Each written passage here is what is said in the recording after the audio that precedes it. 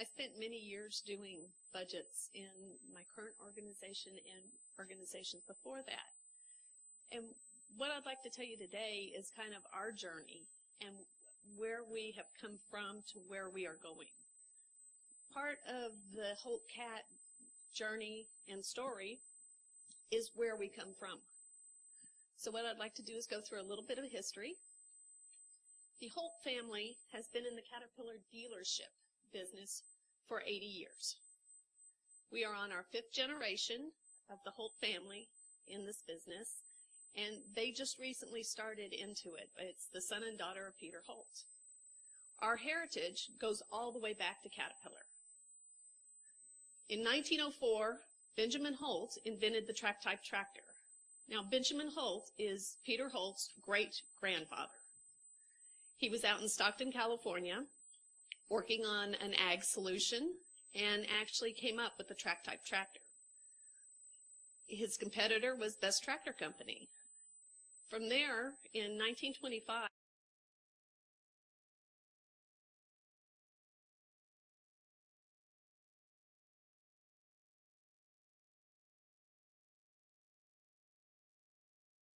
actually started the dealership that we have in South Texas. This dealership was 60 counties, and it covered from the San Antonio area, a little bit north of that, all the way down to past Corpus. From 1925 to 1961, he ran the business, but he had no heirs. So what he did is he looked to his 2 nephews. We had Holt Atherton, and we had Beatty, or Pete Holt. As part of that, they divided the dealership up. And in 1961, we started with one of the smallest Caterpillar dealers in the U.S.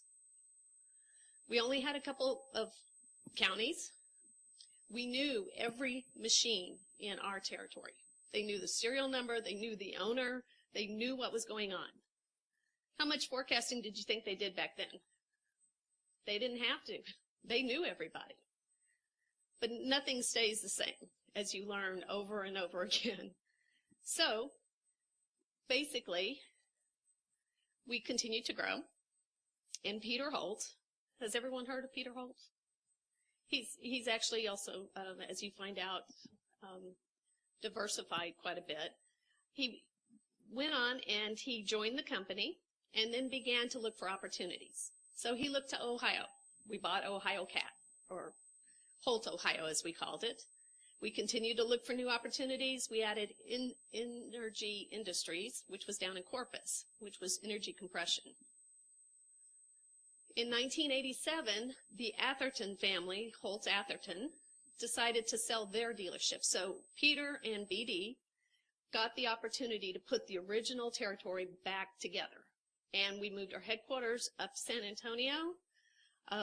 At that time, we implemented what was called values-based leadership. Now, this was done with Ken Blanchard, and we have just recently celebrated 25 years of values-based leadership. That's very important because that's also one of the principles that you need as you go to beyond budgeting. We got a new name, Holt Company of Texas, and we continue to grow. In the 1990s, we bought Louisiana territory. We sold the Louisiana territory in the 90s. We bought a small little basketball franchise called the San Antonio Spurs. That's where many people hear about Peter Holt. Again, you find the values-based leadership program that is part of Holt, also part of the San Antonio Spurs, which is very important for that franchise as well. In 2002 is when we really experienced the growth. In 2002, an equipment dealership became available for us called DAR Equipment. We were able to buy all of the territory north to the Red River, which is the top part of Texas if you look at the longer part of it. And we sold Holt, Ohio, but what we did is we doubled in size overnight. Okay, so we've gone from one of the smallest CAT dealerships to now becoming one of the largest CAT dealerships in the U.S. It was kind of like David swallowing Goliath. You know, we took on a lot. We now became HOLT CAT. Our territory. As you can see, our territory map continues to grow. What we acquired at 2002 was everything except the Houston area. The Houston area kind of comes later as part of a different product line. Also, the Mississippi Delta that we show up there also comes later. But just for you to get an idea of the span of territory that we cover right now. It became a more complex model. In 2002, we had over 400 units, department cost centers. We were trying to do budgets. We were trying to do it on Excel. Now, let me tell you, I was doing it, and it was a nightmare. Don't ever try it. We tried to break down sales and expenses. We had managers, going through this whole cycle that didn't get us anywhere. Everything kept continuing to change. We budgeted to line item. Oh my God, I can tell you how bad it was. No value was created, and we just continued to beat our budget every year. Now, how many want to guess why we beat our budget every year? We've got a bunch of people who are sandbaggers. They say, okay, I'm going to make this much in sales just because I know I can make that number. Why? Because most of their bonuses were tied to that. And we'll talk about that in just a little bit. So our first steps, we had to get something that would allow us to better look at the information. So we bought a system, and this was part of a group that we got together. It was the controller, it was an accounting manager, and myself. And we actually went out and looked at companies that could provide us with better information. Working off of Excel spreadsheets just doesn't work. So what we did is after we went through reviewing all of these, we collected the voice of the customer, we talked to our managers. What are you looking for? We involved all different levels of management. And we used Decision Focus, which is a product that is available out there that helps you look at your wants and your needs and actually put a numeric value to it. And in the end, we chose Clarity. Now, as part of Clarity, it allowed us to move one to a less cumbersome way of doing it. You're well aware of it. It gave us more reliable data, more efficiency, flexibility. The reporting capabilities were so much better. But on top of that, it was going to allow us to move towards rolling forecast. It was something we had talked about. As part of this, with the Clarity user conferences, was kind of our first brush with beyond budgeting. We met Steve there, and we heard him talk several times. We brought it back, we started talking about it, and we actually talked about it in the finance area. We knew it was a good idea, but how do you move towards it? So we got our early acceptance into at least the system. We had the capability of doing it. All our managers and supervisors were using it. Didn't take any time to get it stable. We continued to add reporting to it. And we were sitting on 23 straight years of year-over-year growth. 23 years. It was a fantastic look, right? But time was, getting short for us. We believed that we were invincible. Growth is going to continue to go. Hey, we're Texans. We're all going forward. Budgets were something you put out there and you just, beat every year. You didn't look at it. We patted ourselves on the back, right? Then we had a little problem. Caterpillar kept telling us about the trough that we were going to have. Other parts of the country, cat dealerships were, cutting people right and left. They were having horrible problems. They were in the downturn. And we kept saying, hey, we're on fire. We're doing good. Send us some more equipment, right? Wrong. We needed that wake-up call just like everyone else. And the entire company needed it. So we got ours in January of 2009. Well, that gave us a great opportunity. You've heard the phrase, never let a good crisis go to waste. Well, Paul, the CFO, which is my boss, went to senior management. He said, hey, we're going to have to do something. We're really going to have to, take a look at what we're doing. So we developed a sustainability team to formulate a plan. Everything got put on the table. We had to look for new revenue ideas. We had to look at expense control. We had to look at inventory reduction. And they came up with a plan. Part of the plan involved forecasting. As we looked at reducing, we had to reduce headcount. It was kind of a necessary evil. We had a lot of inventory that we had to reduce, and it took a while to do that. But we also reduced expenses by $50 million. Okay, we forecast. Paul brought in the forecast, introduced everyone to it. We started talking about, let's look at what our situation would be, medium, high, low, anywhere in between. We basically called the budget dead. We told everyone, we're not going to give you an expense number. And our managers were like, oh my God, what are you doing? I can't spend my money. I don't have it. Well, we explained that this was a better tool. This is where we need to go. We need to continue to look forward, not always looking back at what we did. Looking backwards wasn't going to do us any good at that time. Looking backwards, we were on that upward hill. All of a sudden, we're going down. So, for us, the budget is kind of like a cockroach. In 2009, we got rid of it, but we still have to bring out that can of Raid, kind of spray it down, because our managers at Caterpillar dealers, managers have very long tenure. So they remember. They've got a very long memory, and they keep going, well, let me have a budget now. I need that budget. I need it. And we keep telling them, no, you don't. One good thing is we were able to get the buy-in of our owner, our president, our COO. And they don't want a budget anymore. They've seen what it can do for us. We're not giving them the opportunity to hide behind it anymore. So, going forward, we started to look at what do we need to use. Well, Caterpillar has what they call the CDBG, which is Caterpillar Dealer Benchmarking Guide.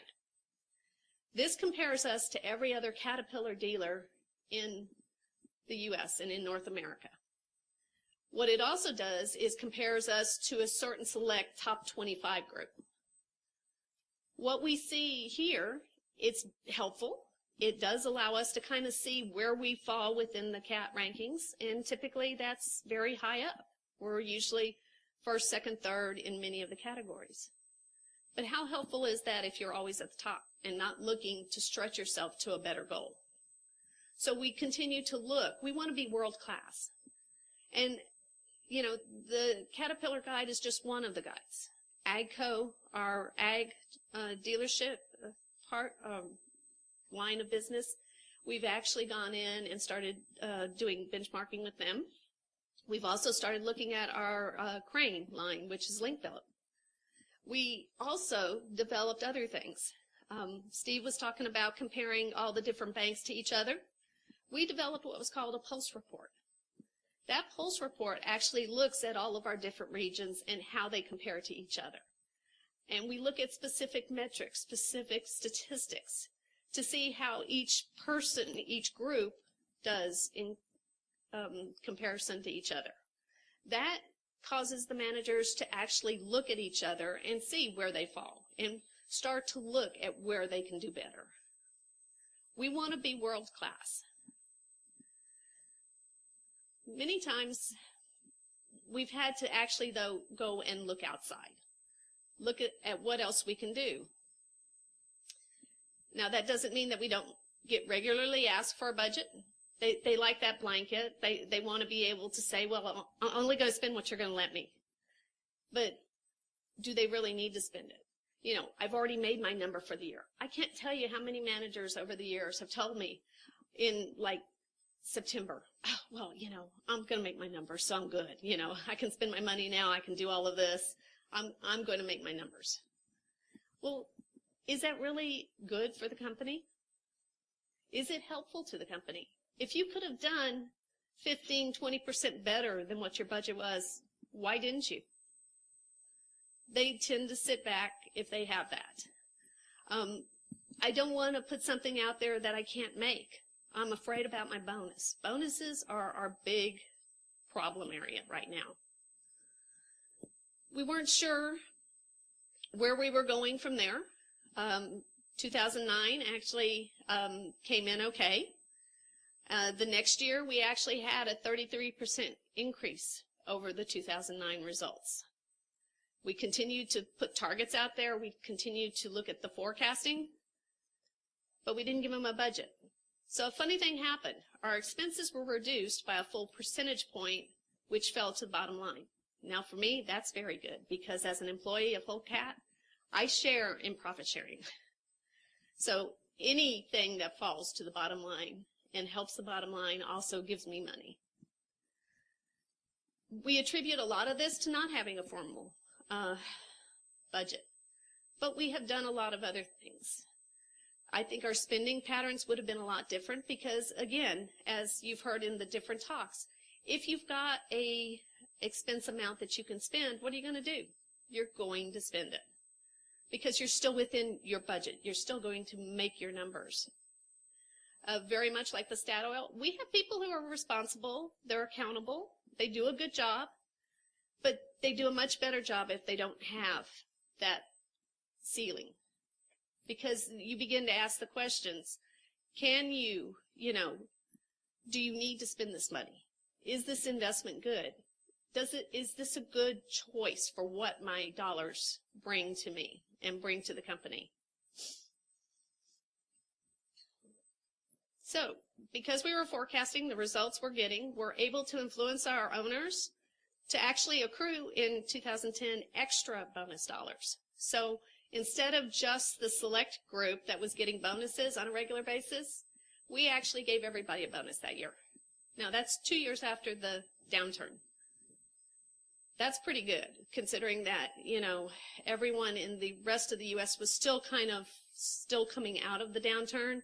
We had a much, shallower trough, but we also were able to make better recovery with it.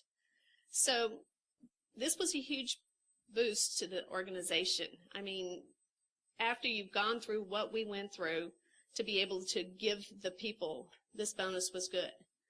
Now, at first they hated the forecast. It was scary for them because you said, they wanted to keep looking back. They wanted to say, give me something to work off of. But they're not going to give back any of the bonus dollars that they got. Not a single one of them wanted to give back the money. So, what have we done since then? We've done quite a bit. Our owners formed not only the sustainability team, but that morphed into another team called the EOC committee. They meet regularly, and they look at strategic opportunities for us. Now, this includes the owners' children who are now in the business and becoming, they're moving their way up through the business, basically, but they're learning.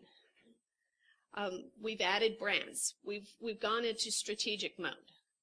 By not having to spend all that time looking at the budget, justifying a budget, justifying why your actual to budget is different, we now have the time and, the focus to look at what's important.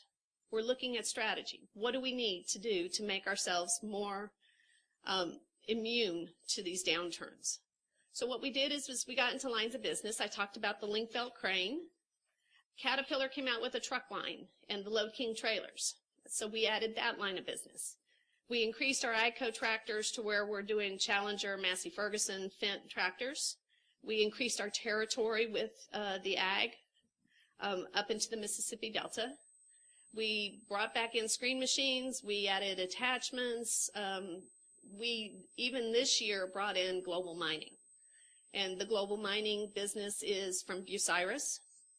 And it's basically your great big drag lines. They work in the mines and they move lots of dirt all at once. But what are we looking at for the future? How are we continuing to grow? How are we continuing to push ourselves? Well, we've been able to focus on locations, increasing the business. We're focusing on excellence. We're growing the core. We're working on growing the core. The new locations is one of those. and we're extending our brand and diversifying. As we continue to do that, we're constantly having to remind people of the virtues of targets and forecasting versus budget. They don't forget. And it is always a challenge and a journey. We need to revamp our incentive programs. Bonuses are still, that is our hardest challenge with our company, is getting them to change the structure of our bonuses and how they apply to the organization. It's a very challenging thing to do. We need to do more development on formalizing our forecasting system. We do a very high-level forecast. We continue to look at, high, medium, low ranges, where we might fall. We continue to review it. We've added what we call kind of the Billy Bean report. How many of you know who Billy Bean is? Okay, there's quite a few of y'all. He took the Oakland A's and the Moneyball movie. He actually brought in statistics and started looking at analytics and how to bring value from each player that they brought into the organization. Well, we've started doing that. We're looking at the analytics behind all of our different areas, lines of business, our different SBUs. We've broken down a lot of the silos across the organization. We used to have where, the engine area and the machine area were totally separate. Well, we've been able to work through the EOC and through all of these additional reporting mechanisms to bring those areas together to where we're looking for the good of the organization, not the good of your department. Because a lot of the departments, when they work at odds to each other, it doesn't help. Okay, but we still need to do more work in that area. Okay, forecasting is even more important to us today. As we continue to grow, and we are continuing to grow, we're back on our growth cycle again, we're in different markets. We continue to add. We've benefited from a lot, the oil and gas exploration. We have the Eagle Ford Shale, and I don't know how many of you have heard of the Eagle Ford Shale, but it's in South Texas, and it's a lot of the gas and oil exploration. We had the Barnett Shale, both in our territory. We've also expanded into the Mississippi Delta, which I mentioned earlier, and we're continuing to add infrastructure. We're in the growth mode, and that means that we have to manage our resources. So we're looking at our resources. Where are our resources best aligned with the organization? Not within, each of the silos anymore, but within the entire company. Is it more strategic to, open locations in the north for, say, the energy group versus the machine group? So we continue to look at what we can on that. We found, if you look at the last line there, talking about the markets and how diverse they are, what we're finding now is some years our machine division's up, some years the engine division is up. And they're beginning to complement each other so that we're able to continue to sustain and grow as we go along, even though one area might not have as good of a year. And it's cyclical. So as you diverse out your product line, you begin to see that, but you can also use that as part of your strategy. Now, the 7 keys that we've talked about to better forecasting is your job of influencing is never done. Paul Hensley, our CFO, spends a majority of his time influencing. He doesn't spend it working on the numbers. That's what he has all of us to do. But he does spend a lot of time influencing. He has to work with the operational areas. He has to work with the president. He has to work with the COO. He has to work with all of the senior VP levels, because they keep wanting to go back. And it's one of the hardest obstacles to get past. You have to change your language as well. You can't talk about budgets anymore. So we've tried to take budget out of our vocabulary. We talk about the targets. We talk about the plan, the forecast. Our desire to grow actually is helping facilitate us move forward in the forecasting. realm.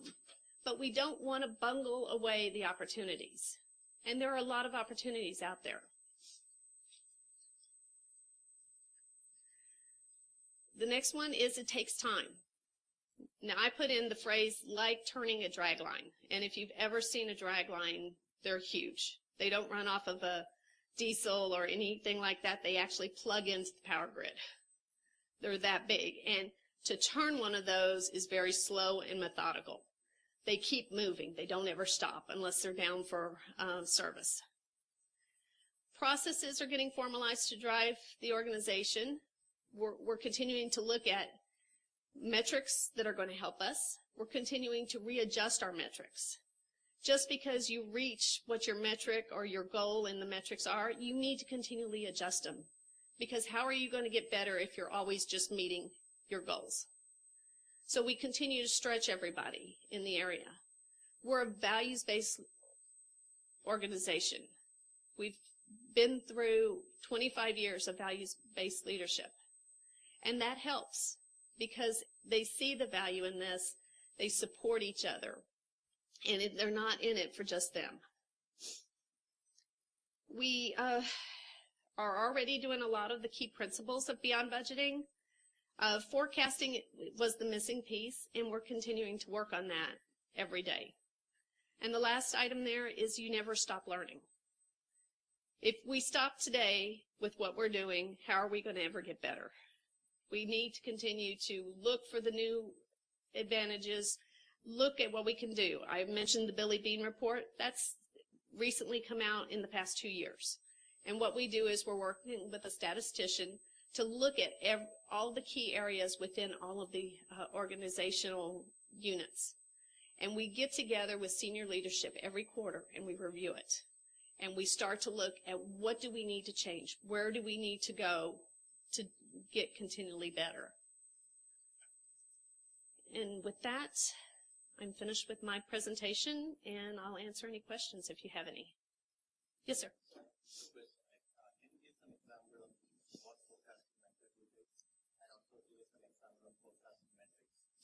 Some of our metrics that we're doing? Well, we've done it in a couple of ways. Most of our forecasting, what we're doing right now, is at the highest levels. We're looking at what the organization in the major SBUs, what we think they can do. We are establishing goals out for 5, 10, 15 years. We're also looking at the shorter time frame. You can't just look at the short term year to year. We have looked at the future, and we continue to adjust it as we move forward. But we're also looking at what are the strategic opportunities that we need to do to get to those numbers. So the senior leadership gets together. We have the EOC committee that they get together every other week. We have the quarterly reviews where we're looking at all of our metrics. But, you know, we're not there yet. We're not finished. I don't think this journey ever really finishes. You continue to look for new ways and better ways to get there. Now, some of our metrics, it depends what area you're looking at. You know, you could have activities per person. You could have, you know, service revenue dollars per technician. You could be looking at number of calls that escaped. You know, we do all kinds of different metrics. They're not all financial. We also look at customer service because you want to meet the needs of the customer as well as the needs of the organization. Because if you lose your customer base, you're not going to have an organization to begin with. So you need to look at your metrics not only financially, but also what else is out there. We look at the opportunities that are emerging. We have economists come in and talk to us, and we look at all of the economic conditions. What are they forecasting? We continue to do a lot of research. Yes, ma'am.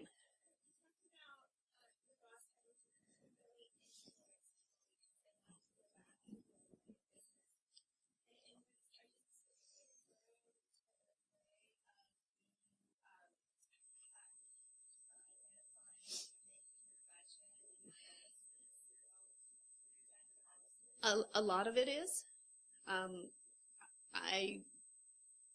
won't lie to you that that's probably the hardest thing we're doing is trying. My boss is currently sitting on the salary and job structure committee as well. And he's slowly working to influence changes in that area. But it's such an ingrained thing within the organization that is very hard to change. Well, we restricted the number of people who get on the yearly bonus structure. That was one of the things we did to help with this. And what we did there is we basically, except for the very top level management, most of the people got their jobs kind of regridded into what they should appropriately be making without a budget, without a bonus. And then only the top level are actually on the bonus structure now. So we had probably 400 people on a bonus structure and kind of had to reduce it down. But we did it the right way by readjusting their jobs as well.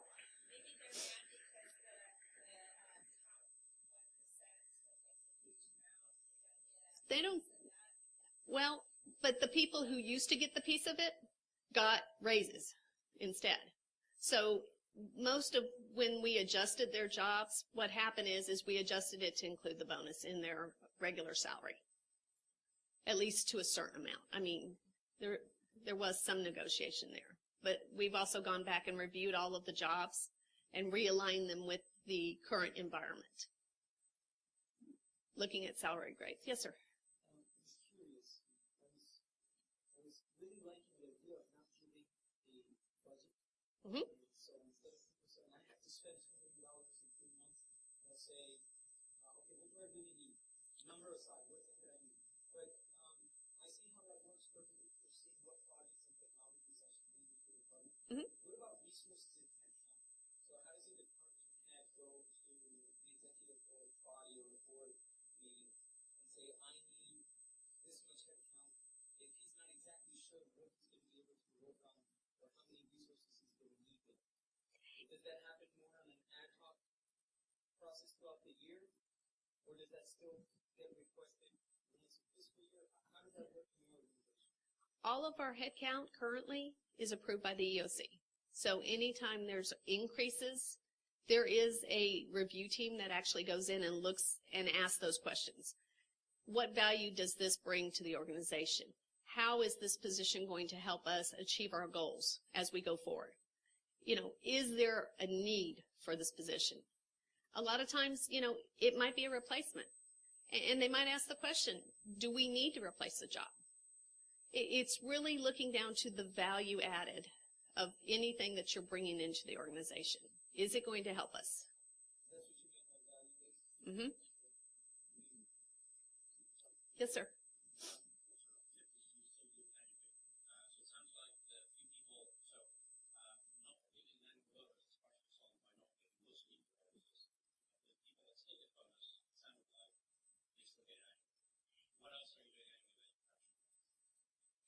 That's one of them, the continued bonus, because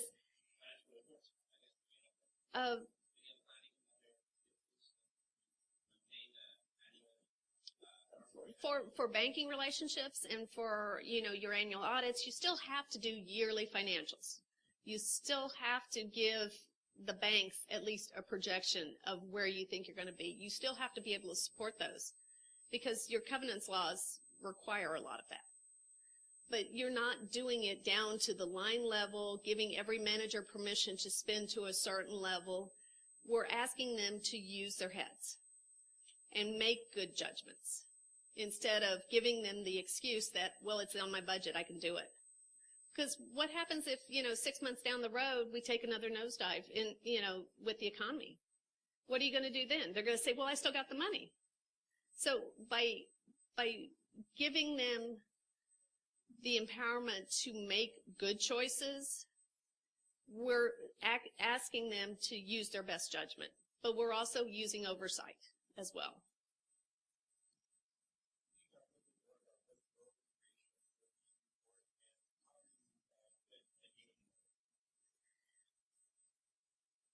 How do you take human nature out of everything? There is there is still the human nature element. But if you're a values-based organization, is that good for the organization? Is that ethical? Is it promoting excellence? Is it doing the right thing? And that's all part of our value structure as well. We have all of that up on the wall, but we also live by it. And we use that with all of our employees. And each employee can sit there and say, is that the right thing? We have literally turned down business because it was not the right thing.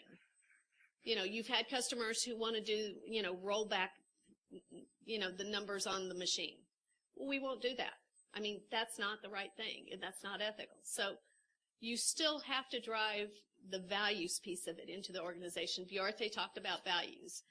Steve talked about values. You can't do away with that. You have to have that as part of the organization. That's one thing in terms of transparency. Really, you studied Billy Mann did. Basically, what the secret there is understanding the algorithm. The secret there was understanding what about ball players, what unique metrics of ball players made them winners as opposed to the metrics everybody else was thinking of.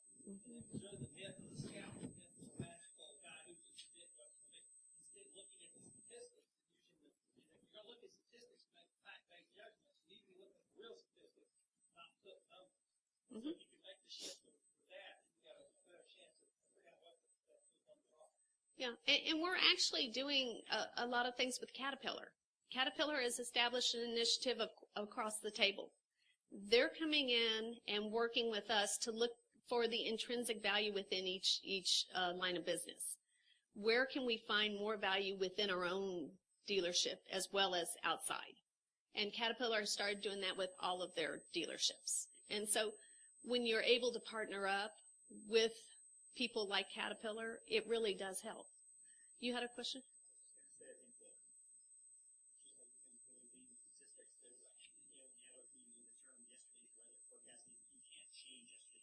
Mm-hmm. The problem is when people try to be forecasting based on assumption that there's not based on anything. I mean, at least yesterday the weather trailing indicators, it's hard to gain. I mean, yes, you can try, but it's what happened, and you can have a better idea of leveraging that for forecasting and making stuff up. Mm-hmm.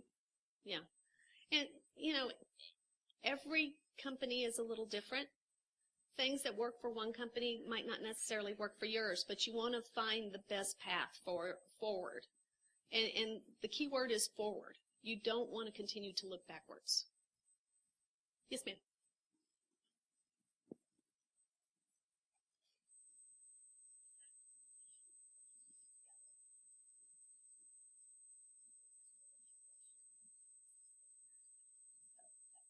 Is it shared with just only the higher level people? No.